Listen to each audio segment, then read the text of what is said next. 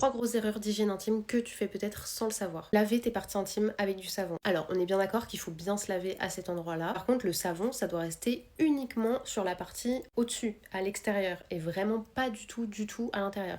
Le reste, c'est uniquement à l'eau. Et d'ailleurs, t'as pas besoin de rentrer le jet d'eau non plus à l'intérieur parce que c'est auto-nettoyé. Et si tu mets du savon autour de cette partie-là, ça risque de créer des infections, de déséquilibrer ton pH naturel. Et c'est pas du tout le but. À la limite, il existe des gels et des savons intimes qui sont vraiment faits exprès. Et c'est un truc, normalement, t'en as même pas besoin, à moins d'avoir une problématique particulière. Mais a priori, tu nettoies ça juste à l'eau, ça suffit largement. Ne pas aller aux toilettes après un rapport. Les filles, c'est hyper important dans un rapport, surtout avec un homme, d'aller faire pipi juste après et de te rincer après à chaque fois. Vraiment, après tous les rapports sans exception. Sinon, tu peux avoir des infections, des mycoses, des infections urinaires, etc. Plein de trucs pas du tout cool. Et en vrai, c'est un peu tabou, du coup, on n'en parle pas trop sur les réseaux sociaux, etc. Mais c'est un tips que tout le monde devrait savoir. Et c'est plus qu'un tips, en fait, c'est une obligation, c'est hyper important. Porter uniquement de la dentelle ou des trucs très serrés. Faut vraiment faire attention avec ça. Parce que oui, il y a des sous-vêtements qui sont hyper jolis, mais en fait, c'est hyper mauvais. Ça empêche cette partie du corps de respirer. Les bactéries vont venir s'accumuler. En vrai, c'est un peu dégueu. Tu risques du coup d'avoir des mauvaises odeurs et aussi des infections. Donc essaye le plus possible de porter du coton et des trucs suffisamment amples. T'as pas besoin de mettre que des culottes de grand-mère. Il y a vraiment plein de sous-vêtements hyper jolis avec un peu de dentelle sur le côté, etc. Ça, c'est pas un souci. Faut juste pas que ce soit full dentelle. Et évidemment, faut que ce soit à ta taille. Déjà, tu verras que tu seras beaucoup plus confortable au quotidien et puis ça t'évitera toutes sortes de petits problèmes parce que c'est une partie qui a besoin de respirer tout simplement. Et d'ailleurs, le plus possible quand t'es en pyjama, etc.,